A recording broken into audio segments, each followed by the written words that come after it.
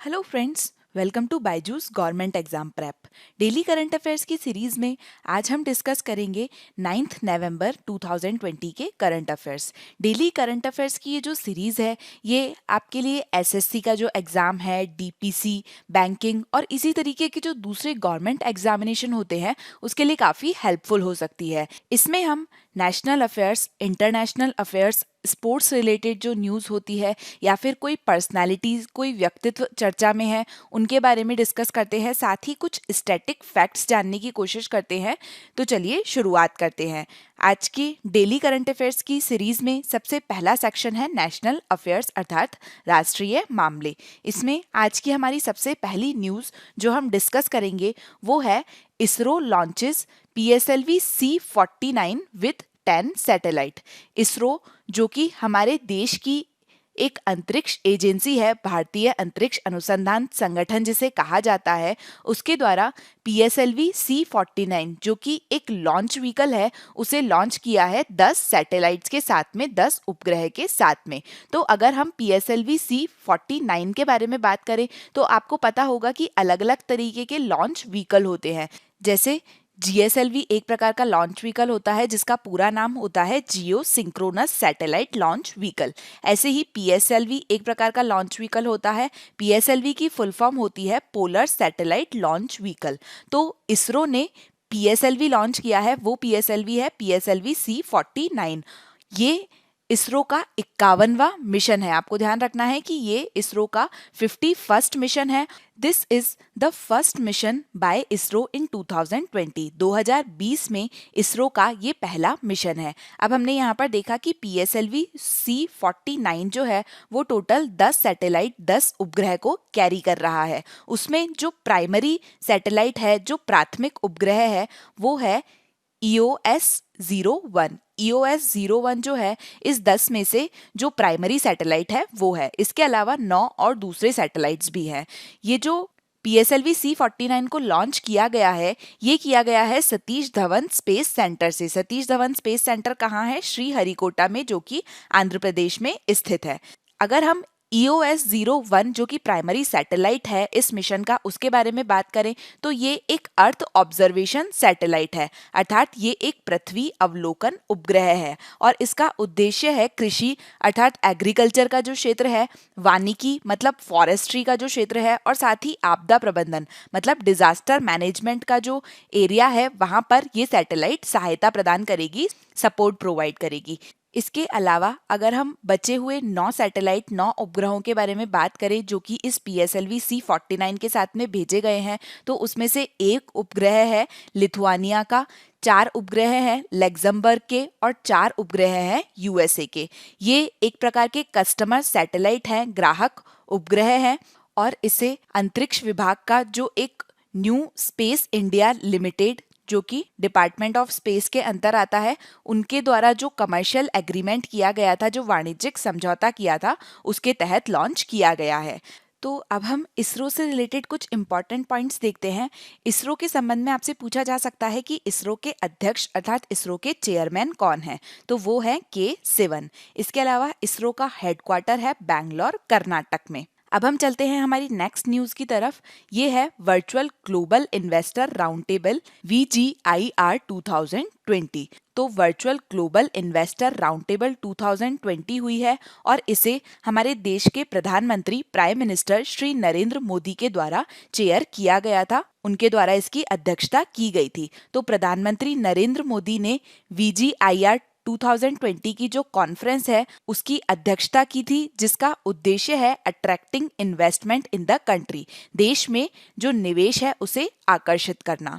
ये जो round table conference हुई है ये एक प्लेटफॉर्म प्रोवाइड करता है एक्सक्लूसिव डायलॉग के लिए between leading global institution investor अर्थात जो वैश्विक संस्थान निवेशक हैं, इसके अलावा इंडियन बिजनेस लीडर अर्थात भारतीय व्यापार जगत के जो नेता है, जो टॉप बिजनेस लीडर्स हैं इंडिया के, उनके, और हाईएस्ट डिसीजन मेकर जो कि हमारी भारत सरकार के होते हैं, और साथ ही फाइनेंशियल मार्केट रेगुलेटर अर्थात वित्तीय नियामक जो हैं उनके बीच में एक प्रकार का एक्सक्लूसिव डायलॉग लाने में ये प्लेटफॉर्म मदद करेगा। इसके अलावा अगर हम भारत की बात करें तो इंडिया की साइड से इसमें काफ़ी बिजनेस लीडर्स थे, फाइनेंशियल मार्केट रेगुलेटर्स जो होते हैं वो थे, जैसे कि सेबी एक प्रकार का फाइनेंशियल मार्केट रेगुलेटर है, तो इस प्रकार के जो रेगुलेटर्स थे वो इसमें मौजूद थे। साथ ही फाइनेंस मिनिस्टर जो है निर्मला सीतारमन वो इसमें मौजूद थी। आपको ध्यान रखना है वर्तमान में भारत की फाइनेंस मिनिस्टर अर्थात वित्तीय मंत्री है निर्मला सीतारमन,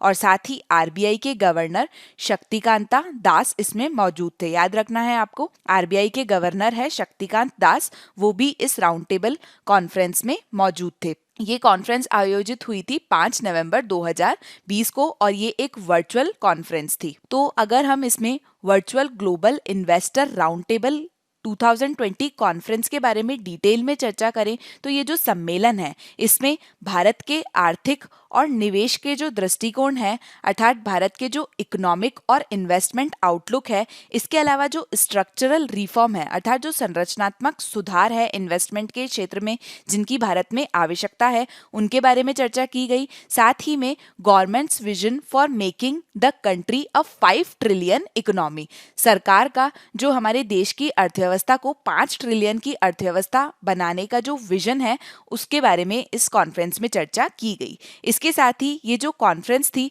इसका आयोजन वित्त मंत्रालय अर्थात फाइनेंस मिनिस्ट्री और राष्ट्रीय निवेश और अवसंरचना कोष अर्थात national investment and infrastructure fund के द्वारा किया गया था। तो ये इंपॉर्टेंट है, आपको ध्यान रखना है कि किसने ऑर्गेनाइज किया था इस कॉन्फ्रेंस को। साथ ही ये जो राउंड टेबल कॉन्फ्रेंस हुई थी इसमें पूरे विश्व के 20 जो बड़े लार्जेस्ट पेंशन और सॉवरेन वेल्थ फंड्स हैं अर्थात विश्व के दुनिया के 20 जो सबसे बड़े पेंशन और संप्रभु धन निधि हैं उनने इसमें पार्टिसिपेट किया था, जो कि पूरे विश्व की जो वेल्थ फंड्स हैं उसमें से लगभग 6 ट्रिलियन यूएस डॉलर्स का मैनेजमेंट करते हैं। तो अगर इनने इसमें पार्टिसिपेट किया जो कि पूरे विश्व का जो वेल्थ फंड है सॉवरेन वेल्थ फंड है उसमें जो टोटल असेट है उसमें लगभग 6 ट्रिलियन यूएस डॉलर का मैनेजमेंट करते हैं, और अगर इनमें से कुछ भाग भारत में इन्वेस्टमेंट के लिए आता है तो ये भारत के लिए काफ़ी अच्छा हो सकता है। इसी तरीके से ये जो ग्लोबल इंस्टीट्यूशन इन्वेस्टर्स थे ये मेनली रिप्रेजेंट करते हैं US, Europe, Canada, Korea, Japan, middle east, Australia और सिंगापुर जैसे देशों को। तो अगर यहाँ से भारत में निवेश आता है तो ये भारत के लिए काफ़ी अच्छा साबित हो सकता है। इसके बाद में नेक्स्ट न्यूज़ है हमारी shipping ministry to be renamed. हमारी जो शिपिंग मिनिस्ट्री है जिसे अभी तक बोला जाता था शिपिंग मंत्रालय मिनिस्ट्री ऑफ शिपिंग, उसका नाम अब बदल दिया गया है और अब उसका नाम रखा जाएगा ministry of Port, Shipping and Waterways. The government of India has decided to rename the Ministry of Shipping as the Ministry of Port, Shipping and Waterways. अर्थात इसे भारत सरकार ने बंदरगाह मंत्रालय, शिपिंग और जलमार्ग मंत्रालय के रूप में इसका नाम जो है वो उसे परिवर्तित कर दिया है।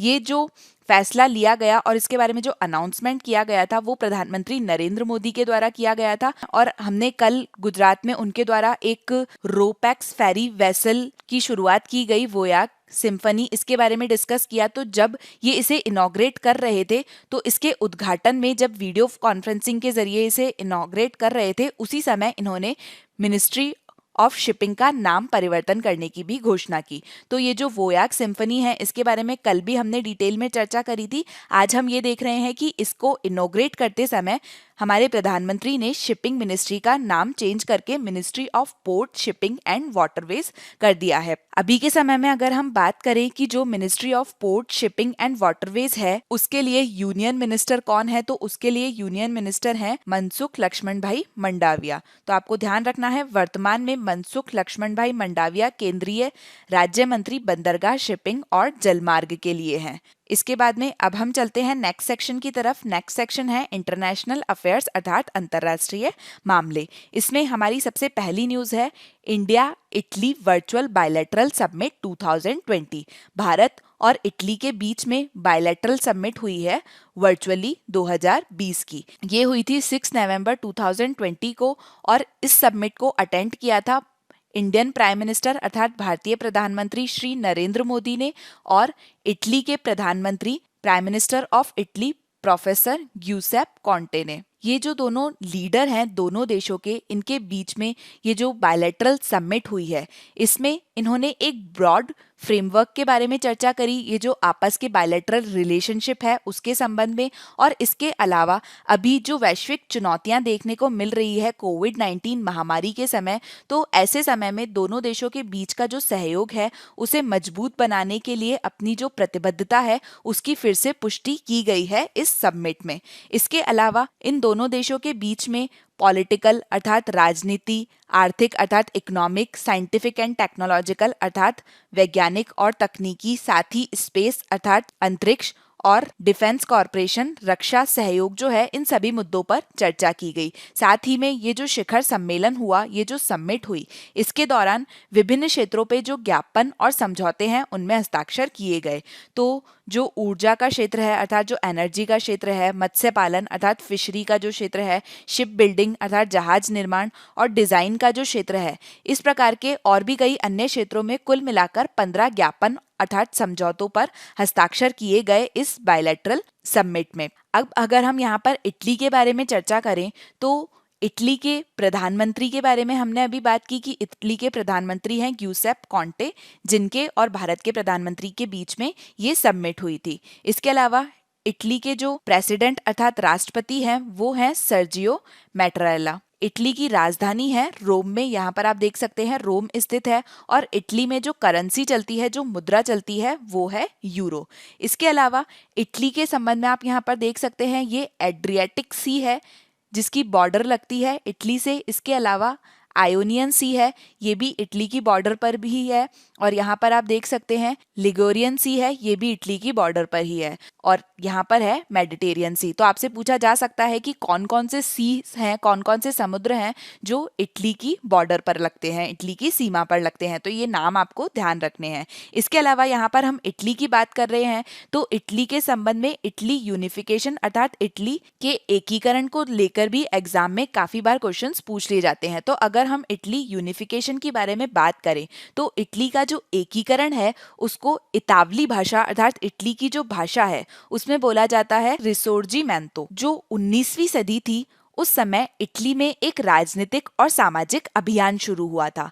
In the 19th century a political and social movement was started in Italy, जिसमें इटली प्रायद्वीप जो है उसके विभिन्न राज्यों को संगठित करके एक इतावली राष्ट्र बन गया था। तो पहले इटली में बहुत सारी छोटी छोटी स्टेट्स थी और वो सब मिलकर इटली एक कंट्री बन गई थी जिसे इटली का एकीकरण कहा जाता है, इटली यूनिफिकेशन कहा जाता है। अगर हम इटली के एकीकरण की बात करें तो इसकी शुरुआत हुई थी लगभग 1815 में, जब इटली पर नेपोलियन बोनापार्ट के राज का अंत हुआ था और वियना सम्मेलन हुआ था। तो उसके साथ में इटली यूनिफिकेशन की शुरुआत हुई थी और ये इटली यूनिफिकेशन चला लगभग 1871 तक, जबकि राजा विक्टोरियो इमैनुअल की जो सेनाएं हैं उनके द्वारा रोम पर कब्जा कर लिया गया था और बाद में रोम को इटली की राजधानी घोषित किया गया था। Rome was officially designated the capital of the kingdom of Italy. तो इस प्रकार से इटली का यूनिफिकेशन हुआ।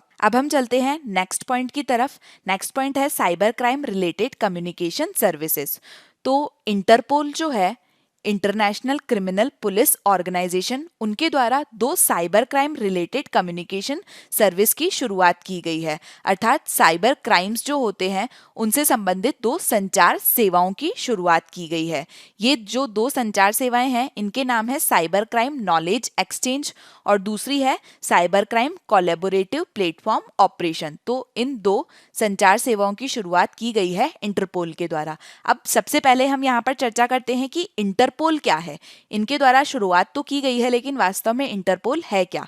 तो इंटरपोल जो है ये एक इंटरनेशनल क्रिमिनल पुलिस ऑर्गेनाइजेशन है। अर्थात ये एक अंतरराष्ट्रीय आपराधिक पुलिस संगठन है जिसे आमतौर पर इंटरपोल के नाम से जाना जाता है। ये एक अंतरराष्ट्रीय संगठन है जो कि दुनिया भर में जो पुलिस होती है और जो अपराध नियंत्रण है उसकी सुविधा प्रदान करती है। इसके अलावा जो इंटरपोल है उसे वर्ल्ड का लार्जेस्ट इंटरनेशनल पुलिस ऑर्गेनाइजेशन माना जाता है, दुनिया का सबसे बड़ा अंतर्राष्ट्रीय पुलिस संगठन माना जाता है इंटरपोल को। तो आप बोल सकते हैं कि इंटरपोल जो है वो एक तरीके से इंटरनेशनल पुलिस है और इसमें कुल 194 कंट्रीज है, 194 सदस्य देश हैं इंटरपोल के तहत। तो अब हम यहाँ पर ये जो दो कम्युनिकेशन सर्विसेज की शुरुआत की गई है इंटरपोल के द्वारा साइबर क्राइम के संबंध में, इनके बारे में चर्चा करें तो सबसे पहला है साइबर क्राइम नॉलेज एक्सचेंज अर्थात साइबर अपराध ज्ञान विनिमय। तो ये हैंडल करता है जनरल और नॉन पुलिस इंफॉर्मेशन जो होती है अर्थात सामान्य और गैर पुलिस जानकारी जो होती है, और ये इस क्षेत्र के जो भी रिलेवेंट यूजर्स हैं जो प्रासंगिक उपयोगकर्ता हैं उनके लिए खुला है। मतलब मान लीजिए कि साइबर क्राइम जो होता है उससे रिलेटेड अगर कोई एक्सपर्ट होते हैं जिनको इनके बारे में जानकारी होती है या इसी तरीके के जो दूसरे यूजर्स हैं उनके लिए ये खुला है, और ये जो एक्सपर्ट हैं ये दुनिया के अलग अलग देशों से ये इस कम्युनिकेशन सर्विस के तहत आपस में जो नॉलेज एक्सचेंज है वो कर सकते हैं। तो ये एक डायनामिक कम्युनिकेशन चैनल है जो इनेबल करता है यूजर अराउंड द वर्ल्ड अर्थात पूरी दुनिया के जो यूजर हैं उनको सक्षम करता है डिस्कस करने के लिए कि किस प्रकार से अभी लेटेस्ट साइबर क्राइम ट्रेंड चल रहे हैं। मतलब अभी लेटेस्ट किस तरीके से साइबर क्राइम हो रहे हैं। जैसे बीच में देखा गया था कि कुछ रैंसमवेयर्स होते थे या फिर कुछ फ्रॉड कॉल्स होते थे, उनके जरिए साइबर क्राइम किए जाते थे। तो आपस में ये लोग साइबर क्राइम के ट्रेंड डिस्कस कर सकते हैं, उनको किस प्रकार से प्रिवेंशन किया जा सकता है उसके लिए स्ट्रेटजीज अर्थात रणनीति डिस्कस कर सकते हैं। साथ ही इसका किस तरीके से पता लगाया जाए, इसके लिए टेक्नोलॉजी क्या हो सकती है उसका डिस्कशन कर सकते हैं। इसके अलावा इन्वेस्टिगेशन टेक्निक्स क्या होती है, अगर इस तरीके के साइबर क्राइम होते हैं तो उसकी पहचान करने के लिए, उसकी जांच करने के लिए किस प्रकार की तकनीक का उपयोग किया जा सकता है, इसकी चर्चा इस नॉलेज एक्सचेंज के माध्यम से की जा सकती है। साथ ही ये जो सिस्टम होगा it is expected to foster an international network of subject matter expert. तो सब्जेक्ट मैटर एक्सपर्ट जो हैं उनका एक नेटवर्क बन जाएगा और ये इस क्षेत्र में उनकी जो नॉलेज है अर्थात जो ज्ञान है और जो एक्सपीरियंस है अर्थात जो अनुभव है उसको शेयर कर सकेंगे। तो इस संबंध में ये काफ़ी इंपॉर्टेंट हो सकता है। इसके अलावा जो दूसरी सर्विस की शुरुआत की है इंटरपोल ने वो है cyber crime collaborative platform operation. अब आपको यहाँ पर देखना है कि ये जो साइबर क्राइम नॉलेज एक्सचेंज है ये एक जनरल है और इसे जितने भी रिलेवेंट यूजर है उनके द्वारा यूज किया जा सकता है। लेकिन वहीं पे जो cyber crime collaborative platform operation है वो एक प्रकार का सेंट्रलाइज इंफॉर्मेशन डेटाबेस है और इसका उपयोग जो है वो केवल ऑपरेशनल स्टेक होल्डर जो है उनके द्वारा ही किया जा सकता है। मतलब किसी तरीके के जो साइबर क्राइम होते हैं उसमें ऑपरेशनल स्टेक होल्डर कैसे हो सकते हैं कि जो कंट्री होती है वहाँ की जो लॉ एनफोर्समेंट एजेंसी होती है वो ऑपरेशनल स्टेक होल्डर होते हैं और केवल उन्हीं के द्वारा इस सर्विस का उपयोग किया जा सकता है। ये एक तरीके का सेंट्रलाइज इंफॉर्मेशन डेटाबेस हो सकता है अर्थात केंद्रीय सूचना डेटाबेस हो सकता है।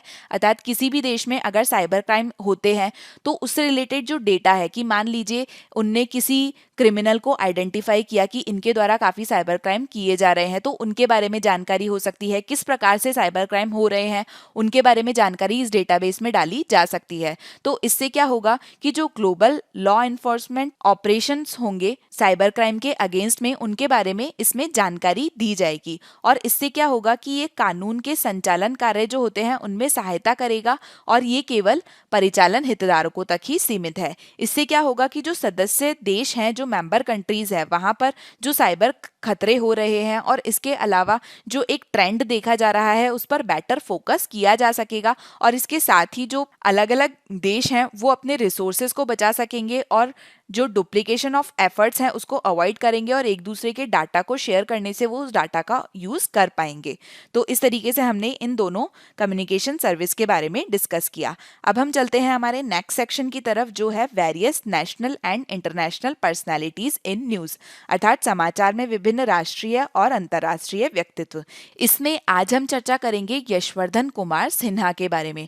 तो यशवर्धन कुमार सिन्हा जो हैं वो हमारे देश के नए चीफ इंफॉर्मेशन कमिश्नर बने हैं। आपको ध्यान रखना है ये 7 नवंबर 2020 को हमारे देश के नए मुख्य सूचना आयुक्त बने हैं और इनके द्वारा जो शपथ ली गई उस शपथ को हमारे देश के जो प्रेसिडेंट हैं जो राष्ट्रपति हैं रामनाथ कोविंद उनके द्वारा दिलाया गया। आपको ध्यान रखना है चीफ इंफॉर्मेशन कमिश्नर की शपथ किसके द्वारा दिलाई जाती है, प्रेसिडेंट के द्वारा। ये जो पोस्ट है ये 26 अगस्त 2020 से वैकेंट थी, जब विमल जुल्का जो कि पहले चीफ इंफॉर्मेशन कमिश्नर थे वो रिटायर हो गए थे। उसके बाद से ये पोस्ट वैकेंट पड़ी है और सिन्हा अगले 3 साल के लिए इस पद पर रहेंगे। इनका कार्यकाल है 3 साल का। Apart from this 3 new information commissioner were also administered the oath of the office by newly appointed chief information commissioner। अर्थात ये जो मुख्य सूचना आयुक्त अपॉइंट हुए हैं, इनके अलावा 3 और सूचना आयुक्त अपॉइंट किए गए और इनकी ओथ को एडमिनिस्टर किया इन नए मुख्य सूचना आयुक्त ने। नई जो नियुक्तियां हैं वो होने के बाद में मुख्य सूचना आयुक्त सहित अब जो सूचना आयोग है उसमें कुल सूचना आयुक्तों की जो संख्या है वो 8 हो गई है। तो सेंट्रल इंफॉर्मेशन कमीशन जो है उसमें चीफ इंफॉर्मेशन कमिश्नर के साथ में जो total number of information commissioner हुए हैं वो अब 8 हो चुकी है। मतलब एक सीआईसी है चीफ इंफॉर्मेशन कमिश्नर और इसके अलावा 7 और इंफॉर्मेशन कमिश्नर है सेंट्रल इंफॉर्मेशन कमीशन में वर्तमान में। अब हम चलते हैं नेक्स्ट सेक्शन की तरफ। नेक्स्ट सेक्शन है banking and finance related news, अर्थात बैंकिंग और वित्त संबंधी समाचार। इसमें हम चर्चा करेंगे 15th फाइनेंस कमीशन की रिपोर्ट की। तो 15th फाइनेंस कमीशन ने अपनी रिपोर्ट सबमिट कर दी है।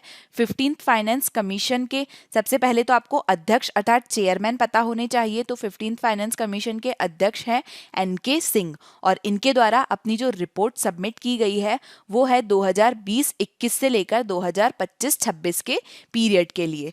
ये जो आयोग ने 2020-21 के लिए अपनी रिपोर्ट दी है उसमें जो हस्तांतरण किया जाता है ये पिछले स्तर पर ही बरकरार रखा गया। पहले ऐसा माना जा रहा था कि इसमें कुछ चेंजेस होंगे लेकिन ये वही रखा गया। साथ ही आयोग की जो रिपोर्ट है वो केवल इसलिए महत्वपूर्ण नहीं है क्योंकि राज्य के साथ केंद्र सरकार के जो संबंध है वो जीएसटी क्षतिपूर्ति उपकरण के भुगतान पर रोक लगा दी है, बल्कि इसलिए भी ये महत्वपूर्ण है क्योंकि अभी कोविड-19 महामारी का समय जब चल रहा है उस समय राजस्व पर अभी काफी दबाव बना हुआ है। इसके अलावा इस रिपोर्ट के बारे में अगर हम बात करें तो ऐसा पहली बार हुआ है जबकि इस रिपोर्ट में public health care in the country, health infrastructure and spending पर इस रिपोर्ट में एक चैप्टर को शामिल किया गया है। ऐसा पहली बार हुआ है जबकि देश में सार्वजनिक स्वास्थ्य देखभाल, स्वास्थ्य के बुनियादी ढांचे और खर्च पर एक अध्याय को शामिल किया गया है। ये जो कमीशन है it is also supposed to recommend the key proposal by center for the creation of non-lapsable defense and internal security fund और इस फंड का नाम होगा modernisation of defence and internal security fund, अर्थात आधुनिकीकरण रक्षा और आंतरिक सुरक्षा निधि। यहाँ पर अगर हम फाइनेंस कमीशन के बारे में डिस्कस करें तो फाइनेंस कमीशन जो है वो एक कॉन्स्टिट्यूशनली क्रिएटेड बॉडी है जो कि संविधान के अनुच्छेद 280 के तहत बनाई गई है। ये जो कमीशन है इसे कॉन्स्टिट्यूट किया जाता है हर 5 साल में हमारे देश के प्रेसिडेंट के द्वारा। तो आपको ध्यान रखना है the commission is constituted by president of India every 5 year as considered necessary by the president. पहली जो फाइनेंस कमीशन है उसे सेटअप किया था इन द ईयर 1951 और तब से अब तक 15 फाइनेंस कमीशन आ चुकी है। अभी जो फाइनेंस कमीशन आई है वो 15वीं फाइनेंस कमीशन की रिपोर्ट है। इसके बाद में अब हम चलते हैं नेक्स्ट सेक्शन की तरफ, वो है बुक्स और अवार्ड्स और इसमें आज हम चर्चा करेंगे विद्या बालन की एक शॉर्ट फिल्म है नटखट, इसके बारे में। तो नटखट जो है वो एलिजिबल हुई है ऑस्कर नॉमिनेशन के लिए। नटखट एक इंडियन मूवी है, भारतीय फिल्म है जिसे विद्या बालन ने स्टार किया है। इसमें जो स्टार कास्ट है उसमें विद्या बालन है और साथ ही विद्या बालन जो है वो इस मूवी की को प्रोड्यूसर भी है, सह निर्माता भी है। तो इस मूवी ने टॉप प्राइज जीता है in the 3rd edition of best Indian short film festival 2020। तो best Indian short film festival जो है उसकी शुरुआत 2018 में की गई थी और अभी तीसरा फेस्टिवल था जिसमें कि नटखट ने टॉप प्राइज जीता है और इस प्राइज को जीतने के बाद में ये जो फिल्म है ये एलिजिबल हो गई है 2021 के ऑस्कर क्वालिफिकेशन के लिए। ऑस्कर योग्यता के लिए ये जो मूवी है ये क्वालिफाइड हो गई है। ये जो मूवी है इसने कैश प्राइज जीता है $2,500 का, अर्थात अगर इंडियन रुपए में बात करें तो ये 1,85,400 ₹97 होते हैं। इसका कैश प्राइस जीता है, साथ ही इन्होंने एक अपॉर्चुनिटी जीती है for a television broadcast deal on short TV. तो अगर हम इस मूवी की बात करें तो इस मूवी के डायरेक्टर हैं शान व्यास और इस मूवी के प्रोड्यूसर है रॉनी स्क्रूवाला और विद्या बालन। इन दोनों ने मिलकर इस मूवी को प्रोड्यूस किया है। इसके साथ ही ये जो बेस्ट ऑफ इंडियन फेस्टिवल है, जिसके बारे में हमने चर्चा करी कि इस मूवी को इस best of Indian short film festival 2020 में टॉप प्राइज मिला है। इसको इस्टेब्लिश किया गया था शॉर्ट टीवी के द्वारा 2018 में, और ये जो फेस्टिवल है ये ऑनर करता है और रिकॉग्नाइज करता है जो इंडियन फिल्म मेकर हैं उनके एक्सेप्शनल वर्क को। अब हम चलते हैं नेक्स्ट सेक्शन की तरफ जो है इम्पोर्टेंट डेज, और इसमें आज हम चर्चा करेंगे वर्ल्ड अर्बनिज्म डे का। वर्ल्ड अर्बनिज्म डे मनाया जाता है 8 नवंबर को। इस डे को वर्ल्ड टाउन प्लानिंग डे भी कहा जाता है, अर्थात इसे विश्व शहरीयता दिवस और विश्व नगर योजना दिवस भी कहा जाता है। तो आपको ध्यान रखना है कि यहाँ पर हम बात कर रहे हैं वर्ल्ड अर्बनिज्म डे की। वर्ल्ड अर्बनिज्म डे अलग होता है और वर्ल्ड अर्बनाइजेशन डे अलग होता है। तो वर्ल्ड अर्बनाइजेशन डे जो होता है अर्थात विश्व शहरीकरण दिवस जो होता है वो मनाया जाता है 31 अक्टूबर को, और वर्ल्ड अर्बनिज्म डे जिसे कि वर्ल्ड टाउन प्लानिंग डे बोला जाता है वो मनाया जाता है 8 नवंबर को। वर्ल्ड अर्बनाइजेशन डे जो है उसे वर्ल्ड सिटी डे बोला जाता है, और वर्ल्ड अर्बनिज्म डे जो है उसे वर्ल्ड टाउन प्लानिंग डे बोला जाता है।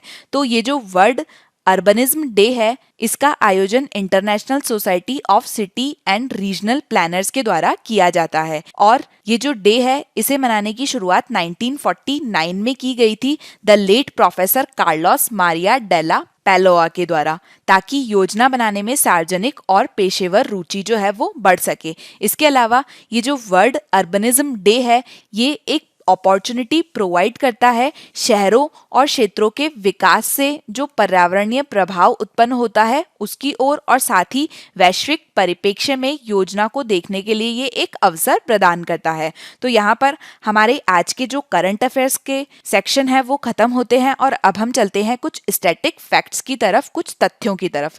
तो इसमें आज हम चर्चा करेंगे important information on coins and currency notes of India.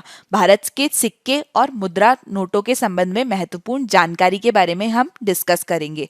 सबसे पहला पॉइंट है द गवर्नमेंट ऑफ इंडिया जो है उसके पास में सोल राइट है टू मिंट कॉइन, अर्थात जो सिक्के हैं उसे छापने का एकमात्र अधिकार है भारतीय सरकार के पास, भारत सरकार के पास में, और ये राइट उन्हें प्रोवाइड हुआ है कॉइनेज एक्ट 1906 के तहत। इसके अलावा coin can be issued to the denomination of 1000 as per coinage act 1906, अर्थात कॉइनेज एक्ट सिक्का अधिनियम 1906 जो है उसके अनुसार 1000 रुपए तक के जो मूल्य वर्ग है उस तक के सिक्के जारी किए जा सकते हैं। यहाँ पर इंपॉर्टेंट पॉइंट है जो कि एग्जाम में काफी बार पूछा जाता है कि 1 रुपए का जो नोट होता है वो किसके द्वारा इशू किया जाता है। तो उसे इशू किया जाता है मिनिस्ट्री ऑफ फाइनेंस के द्वारा, और उस पर साइन होते हैं फाइनेंस सेक्रेटरी के, अर्थात वित्त सचिव के हस्ताक्षर होते हैं, और वित्त मंत्रालय द्वारा इसे जारी किया जाता है। 1 रुपये का जो नोट होता है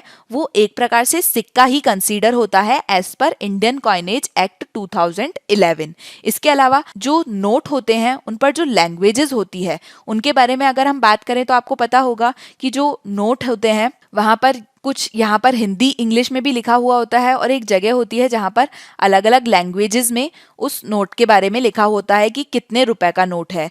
तो जो टोटल नंबर ऑफ लैंग्वेजेस होती है लैंग्वेज पैनल में नोट के वो होती है 15, और उसके अलावा नोट में जो हिंदी और इंग्लिश में लिखा होता है उसको मिलाकर नोट में टोटल लैंग्वेजेस होती है 17। ये आपको ध्यान रखना है। The total number of languages on a currency note including English and Hindi is 17 and the number of languages on language panel of a currency note is 15। इसके बाद में नेक्स्ट पॉइंट है इंडियन रुपी का जो सिंबल है उसे create किया था डी उदय कुमार ने।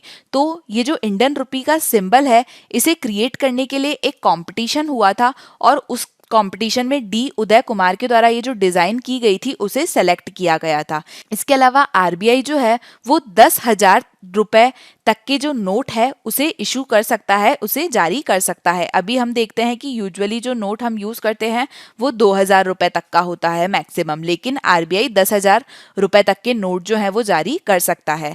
Now let's move on to practice questions. ये जो प्रैक्टिस क्वेश्चन है इनका आंसर आपको कमेंट सेक्शन में देना है। So let's begin.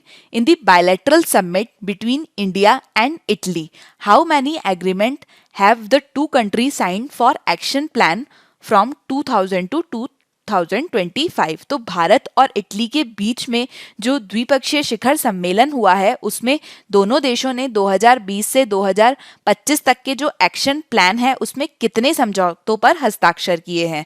12, 14, 15 या 18?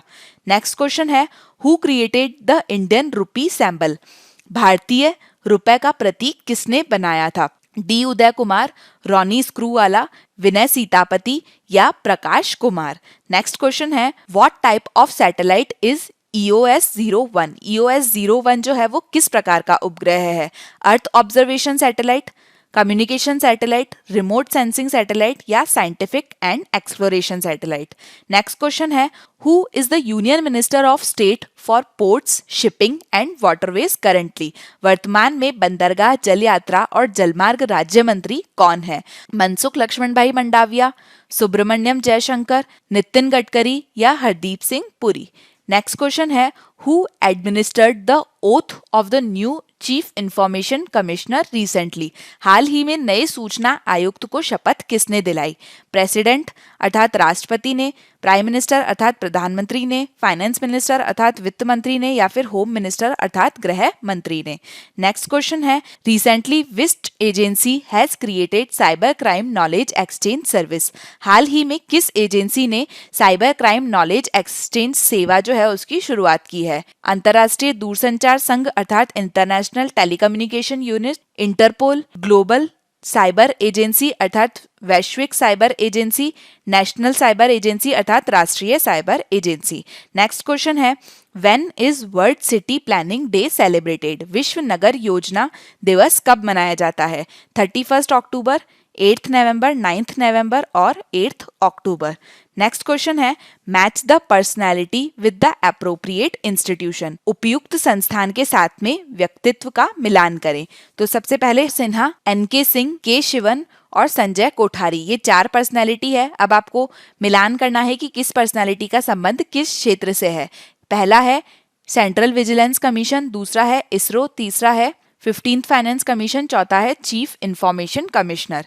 Thank you so much for today's discussion. Quiz में आपसे जो क्वेश्चन पूछे गए हैं उसका आंसर आपको कमेंट सेक्शन में देना है। I hope you like the session. Please like, share and subscribe to our channel. Stay happy, stay safe.